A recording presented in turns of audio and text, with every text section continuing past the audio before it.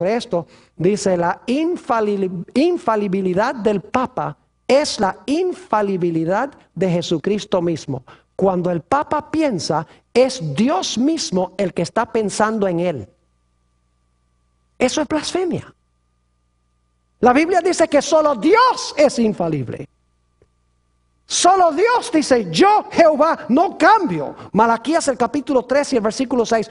¿Cómo un mero hombre puede decir que él es infalible cuando habla desde el trono o ex cátedra? Además de eso, el Papa permite que la gente se le incline.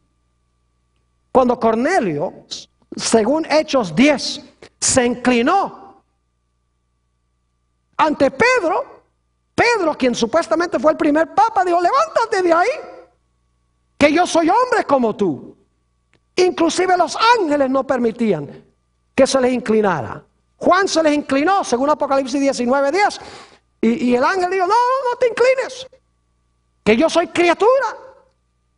¿Cómo es que el Papa entonces permite que la gente venga y le rinda pleitesía? Además de eso, hay declaraciones del poder papal donde dice que el Papa puede juzgar a todos y nadie lo puede juzgar a él.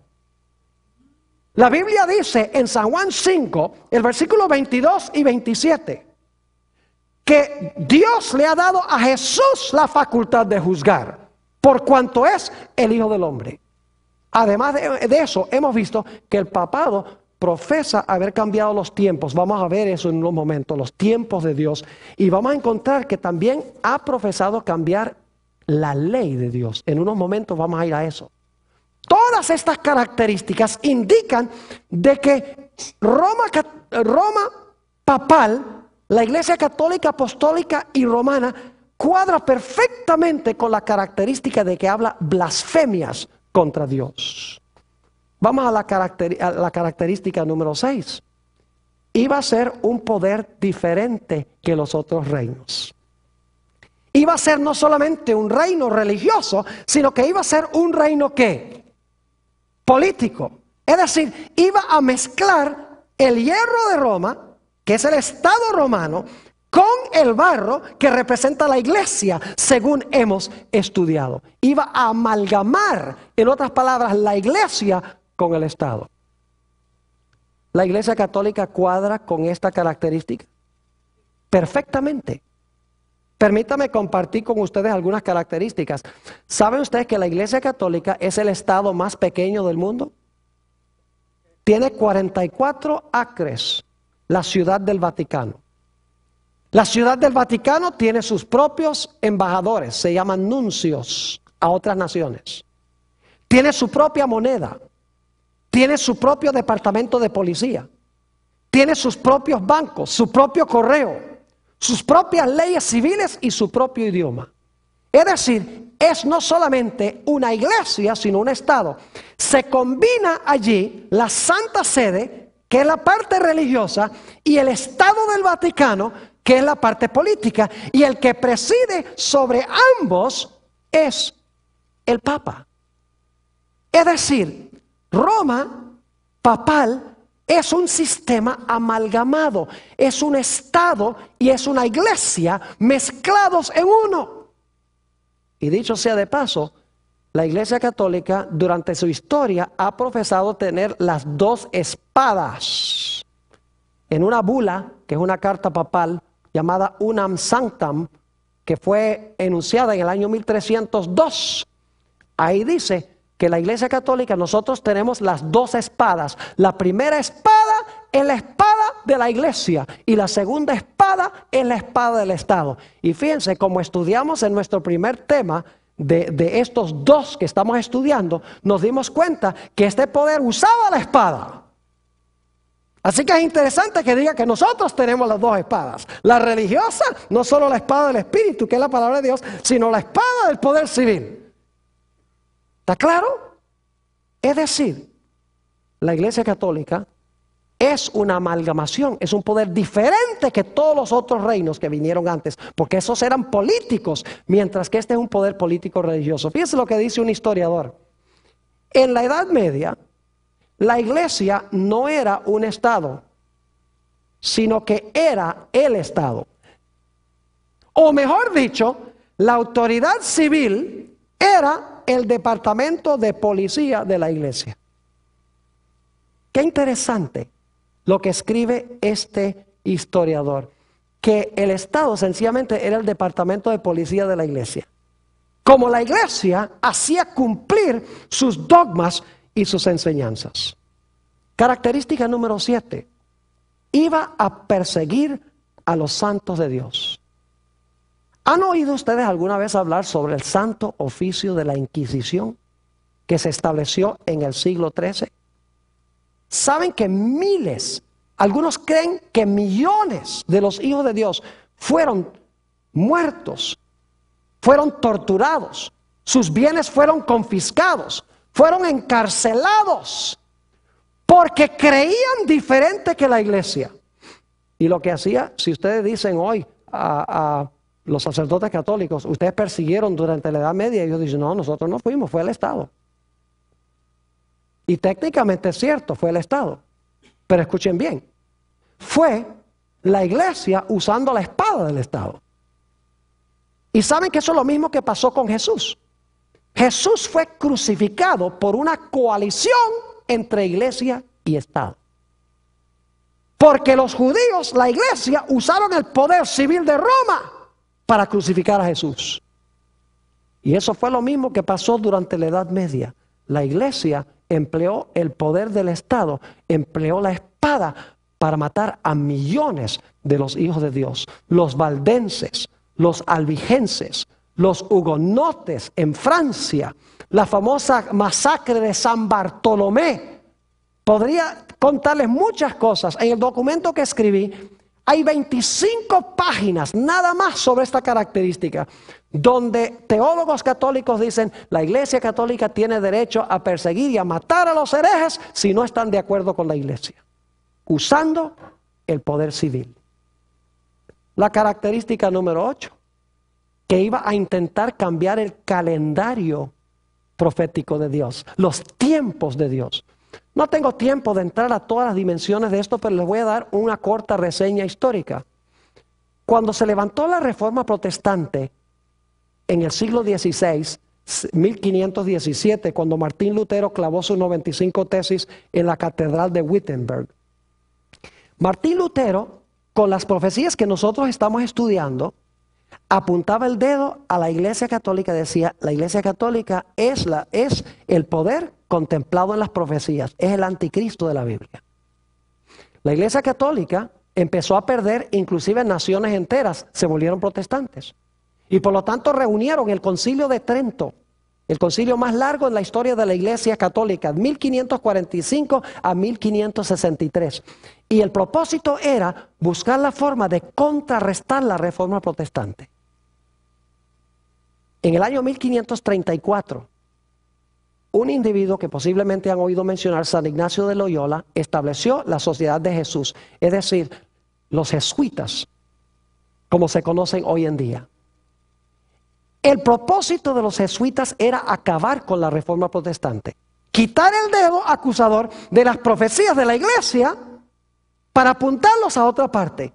De entre los jesuitas aparecieron dos teólogos de renombre. Uno se llamaba Luis de Alcázar.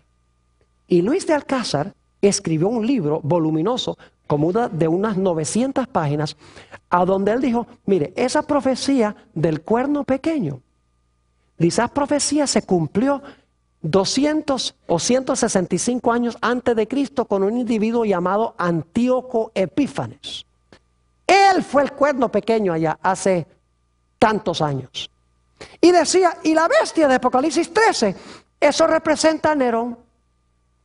Es decir, su nueva interpretación profética era decir que la bestia y el cuerno pequeño se cumplieron en el lejano pasado en otra parte. Se levantó otro teólogo católico con el nombre de Francisco Rivera, jesuita también, y él escribió también un comentario voluminoso donde decía que las profecías del cuerno pequeño y la profecía de la bestia todavía no se había cumplido, que se iba a cumplir al final de la historia allá en Israel, en el Medio Oriente, con los judíos. Y por lo tanto, proyectando las profecías, En cuanto al anticristo, al lejano pasado o al futuro, nadie podía ver que estas profecías se estaban cumpliendo con la Iglesia Católica en esa época. Es decir, estos dos teólogos procuraron cambiar el calendario profético de Dios. Y si ustedes van a un comentario católico hoy en día, van a encontrar que todavía los comentarios católicos dicen que el cuerno pequeño fue Antíoco Epífanes, un rey griego, y que la bestia representa a Nerón. Es decir, nada tiene que ver con nosotros, dicen. Y los protestantes han asimilado la idea de que el anticristo se va a levantar en el futuro por allá en Israel. Es decir, la Iglesia Católica desvió los ojos del lugar y con quiénes y cuándo se iban a cumplir las profecías bíblicas. Característica número 9. Este poder iba a intentar cambiar la santa ley de Dios. Y ustedes dicen, bueno, Pastor Bor, la Iglesia Católica no profesa haber cambiado la ley de Dios. ¿Saben lo interesante? Si ustedes van a una librería católica y compran catecismos o miran en los catecismos, van a descubrir algo muy interesante. Yo lo hice una vez en Albuquerque, en Nuevo México. Busqué todos los catecismos que pude conseguir. Y que particularmente quería mirar qué tenían que decir los catecismos en cuanto al segundo mandamiento de la ley de Dios. ¿Y saben lo que descubrí? En los catecismos no aparece el segundo mandamiento. Aunque está en la Biblia católica el segundo mandamiento. No te harás imagen ni ninguna semejanza. No te inclinarás ante imágenes. Dice, en los catecismos ese mandamiento desaparece aunque está en la Biblia católica. Claro, tiene que desaparecer porque la Iglesia Católica está llena de imágenes. Claro, cuando eliminan el segundo mandamiento, quedan con 9 mandamientos. Entonces lo que hacen es partir el 10º mandamiento en 2. No codiciarás los bienes de tu prójimo, no codiciarás la mujer de tu prójimo. Entonces parten el 10º en 2 para terminar con 10. Pero el cambio más terrible que ha hecho la Iglesia Católica en la ley de Dios es que profesa haber cambiado el día de reposo del sábado al domingo. Y los protestantes que hoy guardan el domingo no es porque lo consiguieron de la Biblia, sino porque lo heredaron de la Iglesia Católica. Permítanme leerles varias citas de fuentes católicas sobre este asunto. Dice un teólogo católico, fue por la autoridad de Jesucristo que la Iglesia Católica cambió este reposo al domingo. ¿Quién la cambió? La Iglesia Católica cambió, ahí está la palabra, este reposo al domingo en memoria de la resurrección de nuestro Señor. Y así es que al observar el domingo, los protestantes le están rindiendo homenaje, sin querer admitirlo, a la autoridad de la Iglesia Católica. De eso vamos a hablar en nuestro próximo tema. Otro teólogo dice esto: el día de reposo de los judíos era el sábado. Nosotros los cristianos santificamos el domingo. La Iglesia, por el poder que le concedió el Señor, cambió la observancia del sábado al domingo. ¿Quién cambió la observancia? ¿Jesús? No. Dice, la Iglesia lo cambió. Sigue diciendo este teólogo una palabra en cuanto al domingo. Dios dijo, acuérdate de santificar el día sábado. El día de reposo era el sábado, no el domingo. ¿Por qué entonces santificamos el domingo en lugar del sábado? Pregunta este teólogo católico. Dice esto: la Iglesia cambió la observancia del sábado al domingo.